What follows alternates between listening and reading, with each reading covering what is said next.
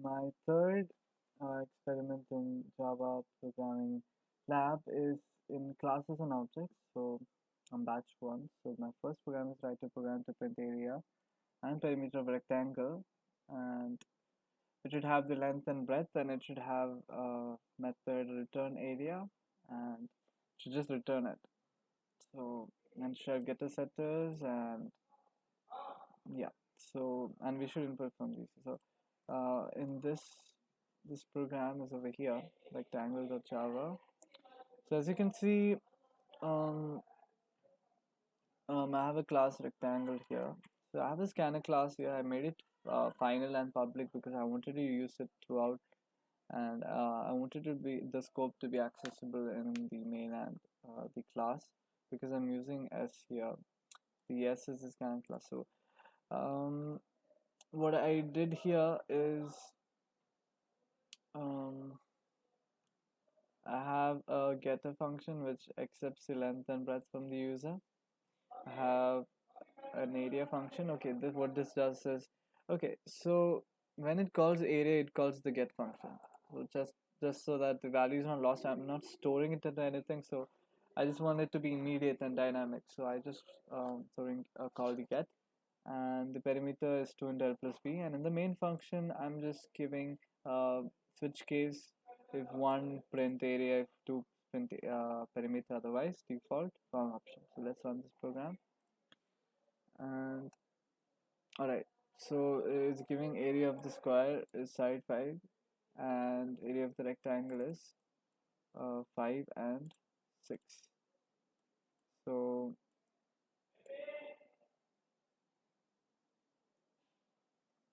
wait, this is not the right programs, I'm sorry. So it's asking area of perimeter. Okay, length is, let's write 2 and breadth 3. As you can see, it's entering 6. And let me see, perimeter 2, breadth is 2, 3. And it's giving 10. 2 into 2 plus 3, 5 to 5, so 10. Alright. So my next program is to create a class shape to print the area of square and triangle. And we should have function overloading, method overloading. And it should print the area, print the area. So if one argument is passed, it should be the square, and two, it should be the area of the rectangle. So the program is over here. So as you can see in shape.java, there's a class shape. It has int lba, and there's a function which returns length into breadth. So this is for the rectangle, and this is for the square, which as you can see, it's area, it's same but different signature, and returning a into a. And then just in the main function, I'm just um, displaying it. I'm just calling this function. This return value is displayed here, and I'm giving the argument 5, and here 5 and 6. So this, when I give 5, it should go to area a into a and of the square, and when it's 5 6, it should go into this area of rectangle 5 into 6. So let's see the output.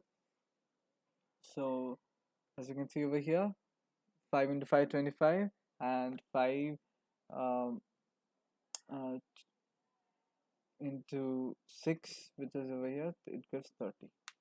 So that is second program, and third program is a huge record on students and their arrears, the department, and all those things. And the constructors should be used to initialize details.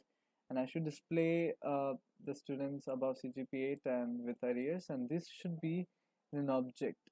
So I should create array of objects. So um, as you can see over here in students, um, um, so in this there's a class student, and in this it has all the details of students, name, reg number, depth. So this is the base class student. So and it has a constructor of these many things which get all the values over here. Whatever is passed into this gets stored into all these variables, and it has a default constructor too. So it gets all the details, and it has a high function.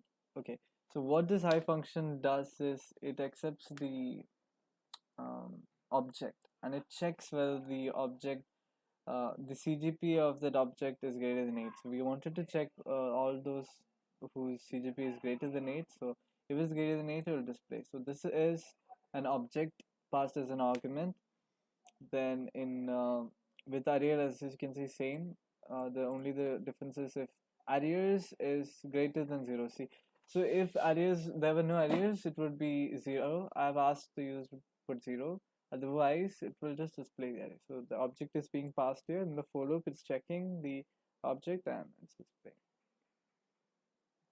And there is a display array. So I'm just printing the name. I just use this for um, printing. And in display all, it'll just display all the information. And in the main function, I have created, okay, so this is an array of objects I've created using a loop. First, I have set the size and I've allocated a memory, but I haven't called the constructor. But in the for loop, I have called it so that I have done this because I could have done this here. But the thing is, if I would have done it here, it wouldn't identify S1. So um, first I made it over here, then over here, so that we can access it outside this for loop. So once this for loop ends, if I don't put it into anything which is defined here, it will be lost. And over here is to have passed some other um, arguments in the constructor, and this for loop displays all the objects, and this will display the number of students with arrears, and sorry, this with above 8 and this with arrears. So let's run this program, and it's asking me enter name, register number, department, hostel, enter name. Okay, so CGPA, let me write 9, so it's above 8, and if arrears and 0. Okay, so name, next name K, register number U. So here CGPA let me put as 1, and let arrears let me put as 8. As you can see, number of students is with KA. I gave the student detail as KA, the second one, and yeah, it's displaying it over here and displaying all the students with above 8. As you can see, this is above 8, CGP is above 9, and here it's displaying all the details of the both the students, KA and Leo. And as you can see, the program, that is the output over here. I entered and the two objects above 8 and with array.